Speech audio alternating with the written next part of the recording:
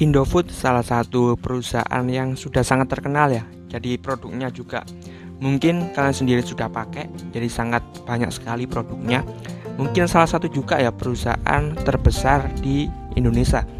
Jadi produk yang paling terkenal ya pastinya Indomie ya. Jadi mie instan Indomie, Supermie, Sarimi, Sakura, dan juga Popmie. Jadi selain dari sektor atau segmen mie instan, ada juga sektor atau segmen ya yang lainnya yang cukup terkenal juga. Misalnya dari ada Indomie, Enak, dan juga Milkuat. Atau makan ringan ada juga Citato, Lay's, Kitela, Doritos, ZZ, Cheetos, dan juga Ciki. Yang lainnya juga ada misalnya penyedap makanan, kemudian nutrisi dan makanan khusus seperti Promina dan Sun, Covid juga, dan juga di segmen minuman ada Ichi-Ocha dan juga Club.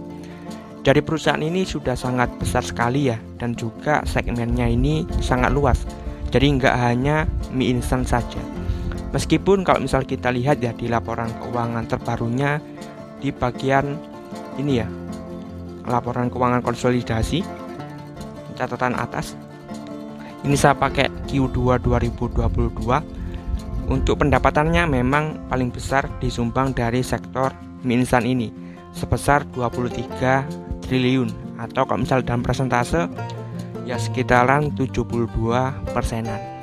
Jadi perusahaannya produknya banyak sekali. Jadi yang paling besar di sektor mie instan ya pastinya Indomie ya. Meskipun yang lainnya juga cukup terkenal ya. Indomie ini kan terkenal. Kemudian Milkuat, Citato, Club, dan juga Ichi-Ocha.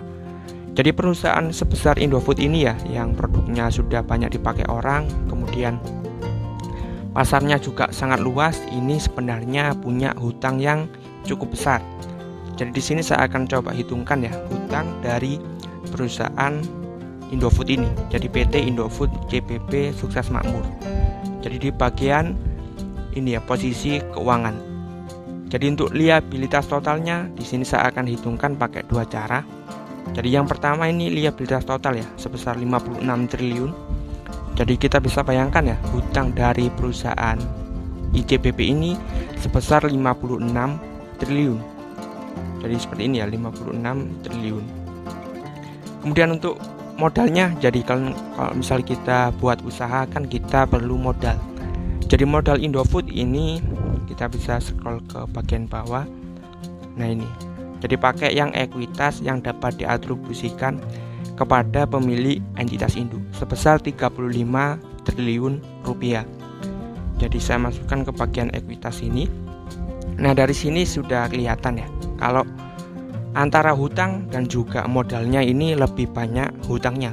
Jadi sebesar 158%. Jadi misalnya saya punya usaha ya, ini untuk penggambarannya. Saya punya modal 100 juta.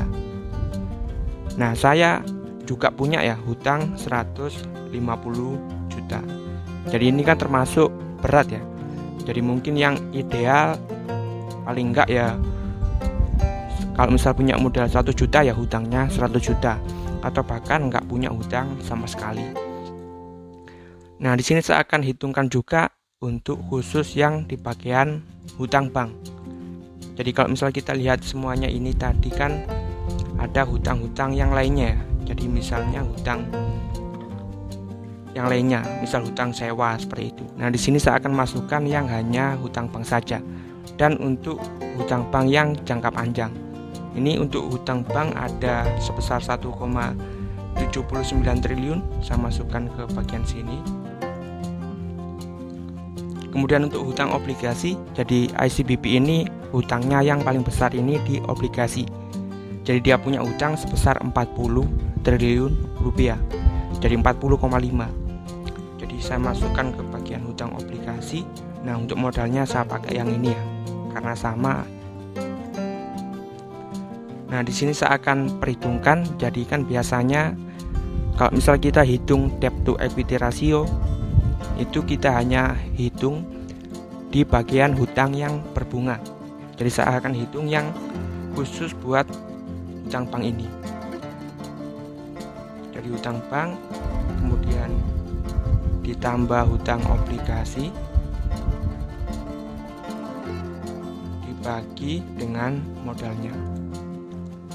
Jadi kalau misal kita hanya pakai hutang yang berbunga, itu ya hutangnya masih 118%.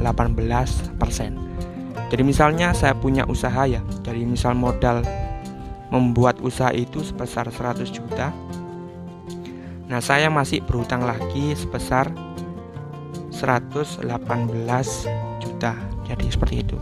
Jadi perusahaan sekelas Indofood ini utangnya termasuk besar ya. Jadi yang paling tinggi tadi dari segi obligasi.